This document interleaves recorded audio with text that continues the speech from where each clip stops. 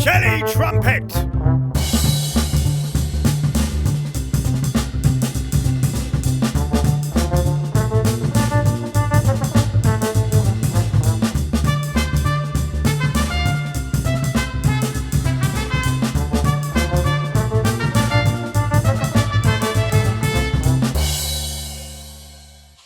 So Jim's asked me to tell the Batman story.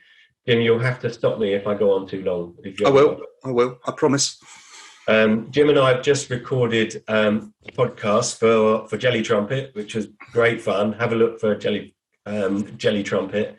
Jim's a member of our Arts and Culture Network and has been to a number of our events. So we didn't have time for me to go into the Batman story, but if you'll allow me, I'll tell the story. And so I used to run an events company, and in June 1995, one of the hottest days of the year, we were effectively arranging the launch of a Batman Forever video game for Warner Brothers. Excuse me.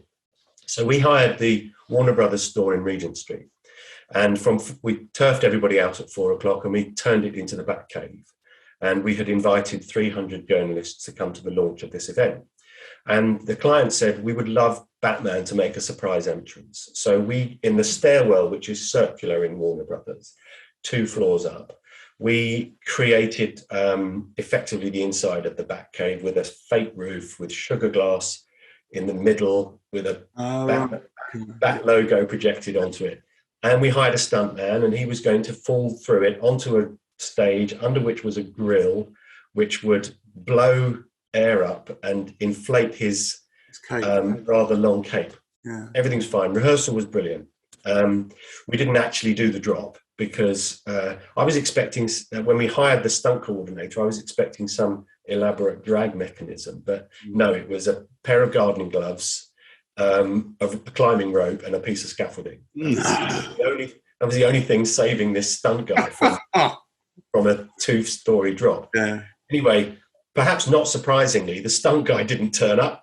Right, yeah, okay, understandable, yeah. Right, and the only person who was there who could get into the suit, and it was the suit from the film, was yours truly, who didn't have any other job to do. So there I was, climbing over the railing, being suspended by this guy on wires, looking down, and just at the right moment, I had to break through the glass, stand on the stage and be Batman. Yeah. The whole thing. Anyway, I said, I'll give you 3, 2, 1, then lower me down. I'll lift my legs up. I'll push my feet through the sugar glass fake skylight. You can gently drop me down on, and everyone will go, oh, there's Batman. Right. That's not quite how it turned out. So, so I said 3, 2, and he must have just gone, no, just let go. He just let go. I took the whole, fortunately, the structure that we had put the sugar glass in was reasonably solid. So it broke my fall, then completely disintegrated. And I landed on my arse on the stage in front of 300 people dressed as Batman. Oh, no. I stood up and thought, Batman doesn't giggle. So I pushed the cape out.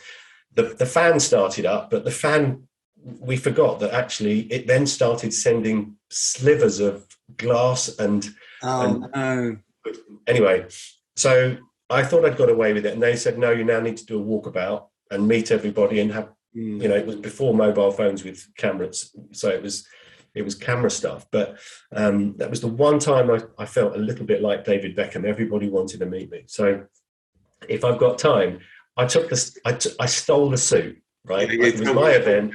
I'm having this fancy dress sorted for life. Right, this was on I can't think when it was on a Wednesday, and I think I got a call on the Thursday from the client from the movie studio saying, "Mark, do you have the suit? Because we need the Batman suit." It had a detachable utility belt. It was proper. It was the one Val Kilmer wore, I think. Oh right. And I said, yes, I do. They said, well, we either need it back or you need to be in Aberdeen on Saturday to open Toys R Us. Right. And they said, we're a bit tight for time. So if you wouldn't mind doing that, the latter, we'd be happy. And I said, I'm not doing it for nothing. And they said, how much do you want? I said, I want $1,000. They said, done. you're flying up with Mighty Mouse, Barbie, and some Power Rangers, right? So I turned up at the airport, stupidly looking for Barbie, Mighty Mouse, thinking, where's the Power Rangers? Thinking, of course they're not. And so we ended Are you up. in your suit at this time? No. You see, which is why it's even sillier. There's me thinking, surely they must be here somewhere. Anyway, we all were seated together on the plane, obviously, and Barbie was obviously Barbie, right?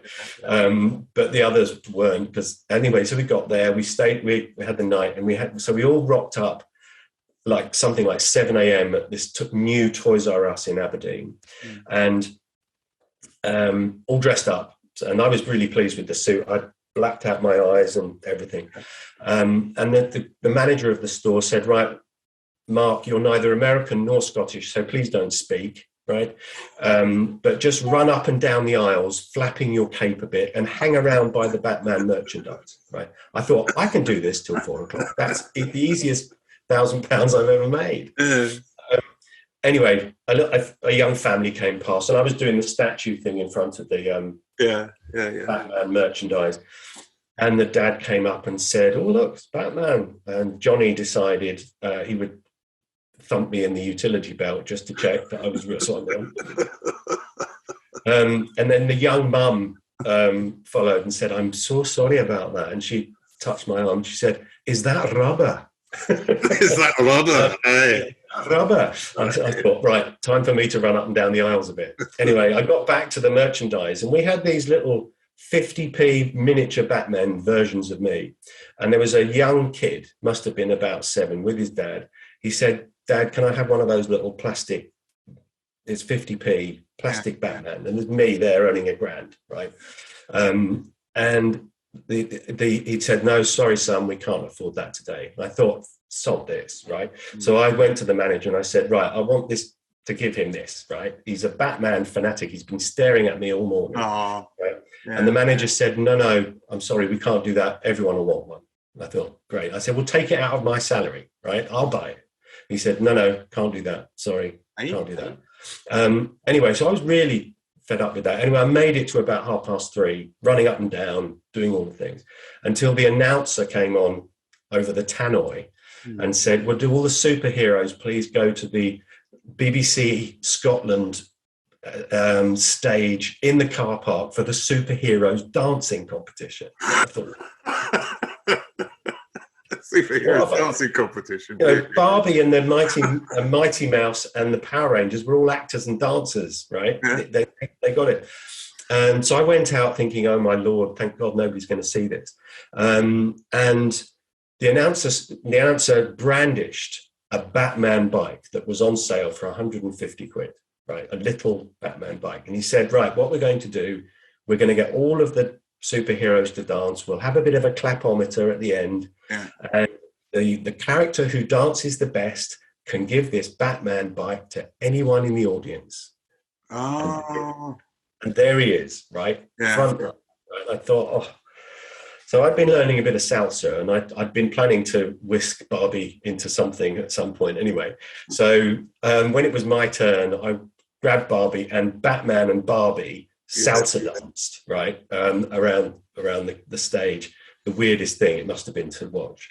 It was so weird that I won the clapometer. Wow. So I went and I grabbed the bike from the BBC guy, walked it straight over to this little kid who couldn't afford a 50p model of me, gave him a 150 bike, and Barbie ran over and kissed me. So, sorted. Everyone's happy then. Everyone's happy. Did they film this, the superheroes dancing? Was it filmed? No, 95. I mean, nowadays, 1995. So had it been now, that would be all over YouTube. Everyone would be off it. That would be viral. Yeah, but fortunately, for my professional reputation, it wasn't recorded for posterity. It's a great story. I love it. And it's true. So many of my friends say, yeah, that can't be true. No, absolutely true. So when Batman met, it's on my blog post, it's called When Batman Met Barbie. So if you search Batman Met Barbie, Mark Walmsley, you'll find it. Cool. Well, that's a great story.